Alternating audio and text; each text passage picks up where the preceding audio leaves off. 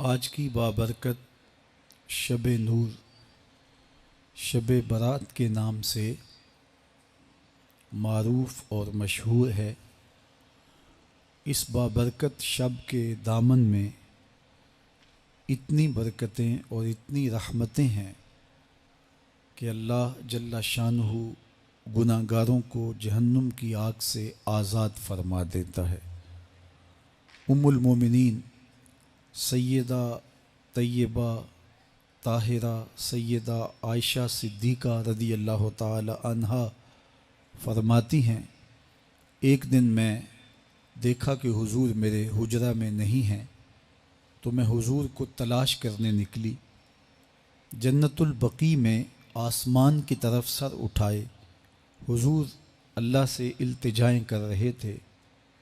مجھے دیکھا تو ارشاد فرمایا، عائشہ کیا تم نے یہ سمجھا کہ اللہ کا رسول تم سے زیادتی کرے گا؟ فرماتی ہیں میں نے عرض کی یا رسول اللہ صلی اللہ علیہ وسلم، میں یہ سمجھا شاید آپ کسی زوجائے محترمہ کے حجرہ میں تشریف لے گئے ہیں۔ فرمایا آج لیلۃ النصف من شعبان، شعبان کی 15ویں رات ہے، درمیانی شب ہے۔ اس رات کو اللہ تعالی جل شانہ آسمان دنیا پہ نزول اجلال فرماتا ہے اور قبیلہ بنو کلب کی بکریوں کے بالوں سے زیادہ لوگوں کو جہنم کی آگ سے آزاد کر دیتا ہے۔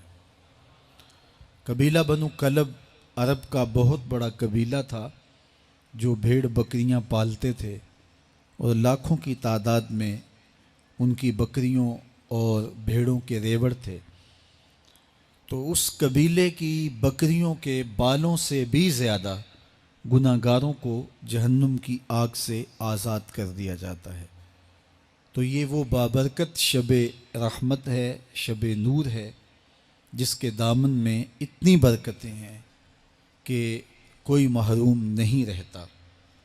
صرف وہ بد نصیب لوگ جو شرک میں مبتلا ہیں، جو سخت کینہ پرور ہیں، جو قطع رحمی کرتے ہیں، قاتل ہیں، عادی شرابی یا بدکار ہیں، انہیں اس مبارک رات میں محروم رکھا جاتا ہے، ورنہ اللہ کی رحمتوں کا عموم اس بابرکت راتوں میں اس قدر ہوتا ہے کہ کوئی گناہ گار جو اس کے حضور ہاتھ دعا کے لیے اٹھاتا ہے اور اپنا دامن پھیلا کے اس کی رحمتیں مانگتا ہے، اسے محروم نہیں رکھا جاتا، بلکہ اللہ سب گناہ گاروں کو جہنم کی آگ سے آزاد کر دیتا ہے۔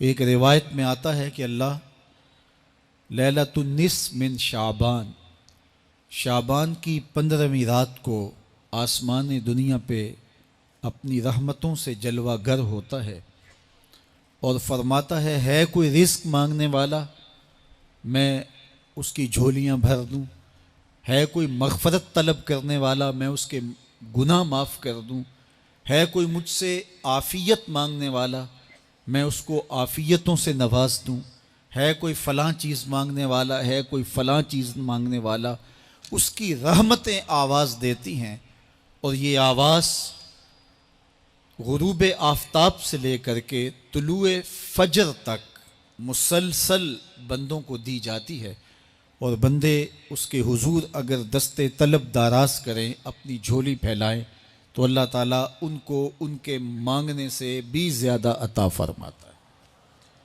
اس امت کو اللہ تعالیٰ نے اس طرح کی راتیں دے کر کے مغفرت، بخشش، غفران اور رحمتوں کی فراوانی نصیب کی ہے۔ میرے حضور نے ارشاد فرمایا ایک شخص صبح سے لے کے ظہر تک مزدوری کرتا ہے، اس کو ایک کی رات ملتا ہے۔ ایک ظہر سے لے کر عصر تک مزدوری کرتا ہے، اس کا وقت تھوڑا ہے لیکن اس کو بھی ایک کی رات ملتا ہے۔ اور تیسرا شخص عصر سے لے کر مغرب تک مزدوری کرتا ہے، اس کو 2 کی رات ملتے ہیں، جبکہ اس کا وقت دونوں سے کم ہے۔ فرمایا پہلی مثال یہود کی ہے، دوسری مثال نصارہ کی ہے، اور تیسری مثال میری امت کی ہے کہ اس کو تھوڑے عمل پر زیادہ ثواب دیا جاتا ہے۔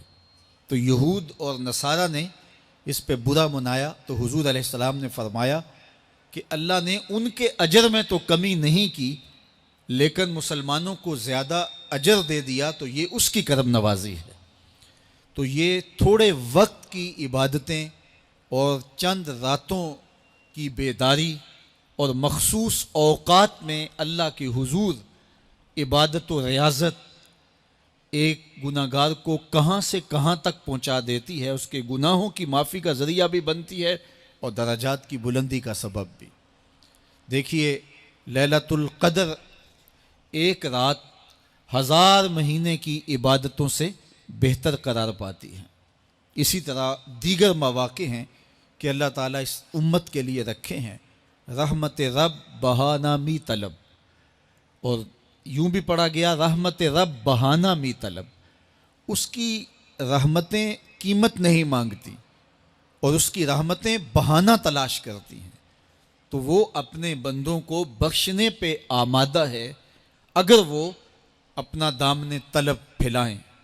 قرآن مجید میں ایک مقام دیکھیے کتنا دل آویز ہے، فرمایا ما یفعل اللہ بعذابکم، اللہ تمہیں عذاب دے کے کیا کرے گا؟ اس کی یہ چاہت نہیں ہے کہ تمہیں عذاب میں مبتلا کرے، اس کی چاہت یہ ہے کہ تم اس کی چوکھٹ پہ آؤ، جھولی پھیلاؤ، اس سے خیرات و رحمت مانگو، اور وہ تمہارے ماضی کے سارے گناہ معاف کر کے، ساری غلطیاں معاف کر کے تمہیں اپنی رحمتوں سے مالا مال فرما دے۔ تو وہ بندوں کو بخشنے پہ، بندوں کی مغفرت کرنے پہ آمادہ ہے اور اس کی رحمتیں بہانے تلاش کرتی ہیں۔ اللہ اکبر۔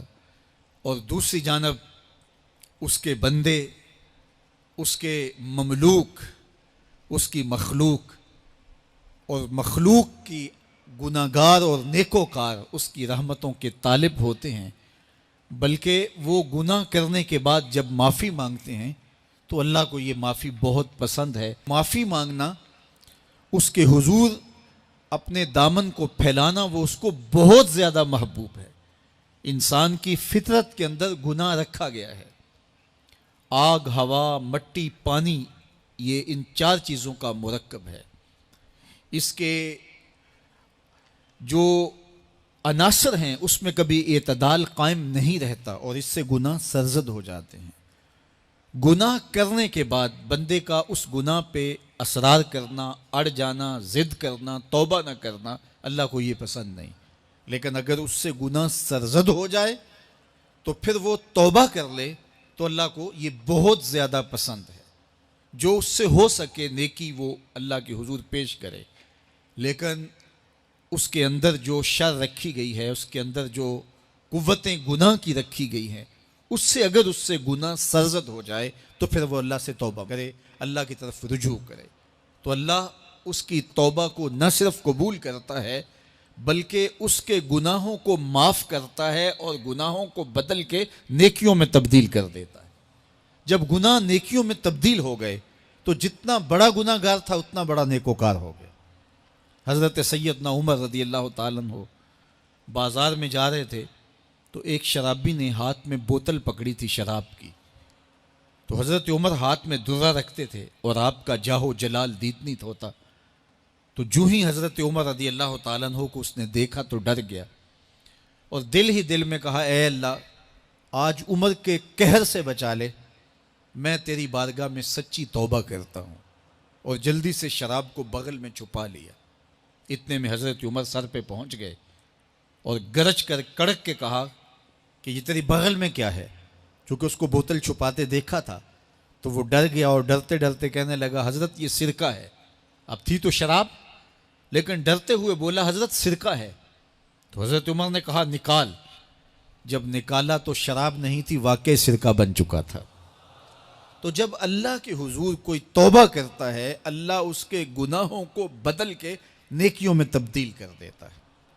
حدیث پاک میں آتا ہے کہ قیامت کے دن اللہ ایک شخص کو کہے گا کہ اپنا نامہ اعمال پڑھ، تو وہ نامہ اعمال پڑھنے لگ جائے گا، تو نامہ اعمال کے اندر چھوٹے گناہ بھی ہوں گے، بڑے گناہ بھی ہوں گے، تو اللہ سے حیا کرتے ہوئے، شرم کرتے ہوئے وہ بڑے بڑے گناہوں کو چھوڑتا جائے گا اور چھوٹے چھوٹے گناہوں کو پڑھتا رہے گا۔ جب وہ سارے گناہ پڑھ چکے گا اور کتاب ختم ہوگی تو اللہ تعالیٰ اسے فرمائے گا، میرے بندے تو نے یہ جتنے گناہ پڑھے ہیں میں نے سب کو بدل کے نیکیوں میں تبدیل کر دیا۔ تو بندہ کہے گا، اللہ ابھی تو میرے بڑے بڑے گناہ رہتے ہیں جو میں نے پڑھے ہی نہیں۔ فَضَحِكَ النَّبِيُّ حَتَّى بَدَتْ أَنْيَابُهُ، حضور جب یہ بیان فرما رہے تھے تو حضور اتنا مسکرائے کہ صحابہ نے حضور کی داڑھیں دیکھ لی۔ تو پہلے وہ بڑے بڑے گناہ چھوڑے جا رہا تھا، لیکن جب اللہ فرمائے گا کہ میں تیرے گناہوں کو بدل کے نیکیوں میں تبدیل کر دیا، تو وہ کہے گا ابھی تو بڑے بڑے گناہ رہتے ہیں جو میں نے ابھی پڑھے ہی نہیں۔ تو جب کوئی بندہ اس کے حضور توبہ کرتا ہے، اللہ یہ نہیں دیکھتا اس نے گناہ کتنے کیے ہیں، یہ دیکھتا ہے بندہ آیا میری چوکھٹ پہ ہے تو اللہ اس کے پچھلے سارے گناہ معاف فرما دیتا ہے۔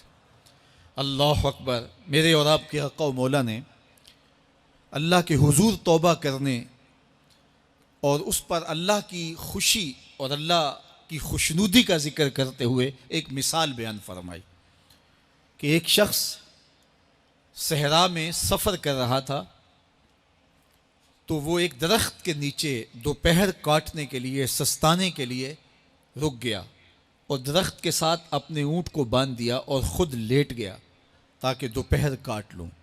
تھوڑی دیر کے بعد جب اس کی آنکھ کھلی تو اس نے کیا دیکھا کہ اونٹ ماں ساز و سامان کے ساتھ غائب ہے۔ اب صحرا میں اونٹ کا گم ہو جانا گویا زندگی چلے جانے کے مترادف ہے۔ تو اس نے دائیں بائیں بھاگ دوڑ کے دیکھا کہ کہیں اونٹ کا نشان مل جائے، لیکن اونٹ کا نشان نہیں ملا۔ تا حد نظر کوئی انسانی آبادی نہیں۔ وہ بھاگا اور تھک ہار کے دوبارہ اسی درخت کے نیچے بیٹھ گیا اور پیاس سے ہلکان ہوا جا رہا تھا اور درخت کے ساتھ ٹیک لگا کے لیٹ گیا اور موت کا انتظار کرنے لگا۔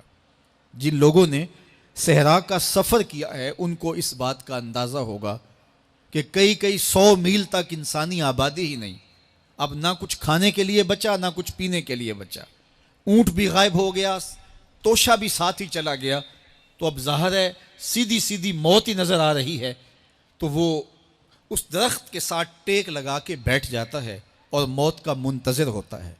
تھوڑی دیر کے بعد پھر اس کی دوبارہ آنکھ لگ جاتی ہے۔ جب دوبارہ آنکھ لگتی ہے تو تھوڑی دیر بعد پھر آنکھ کھلتی ہے۔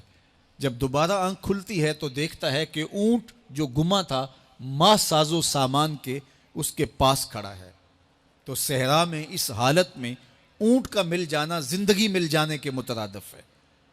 تو وہ اتنا خوش ہوا کہ خوشی کی انتہا نہ رہی، بلکہ مسرتوں کے ہجوم میں درک گیا اور کہنے کیا لگا، اللہم انت عبدی وانا ربک، اے اللہ تو میرا بندہ اور میں تیرا رب۔ کہنا تو یہ تھا کہ تو میرا رب اور میں تیرا بندہ، لیکن مسرتوں کا ہجوم ہی اتنا تھا، خوشیوں کا ہجوم ہی اتنا تھا کہ زبان پہ قابو نہ رہا۔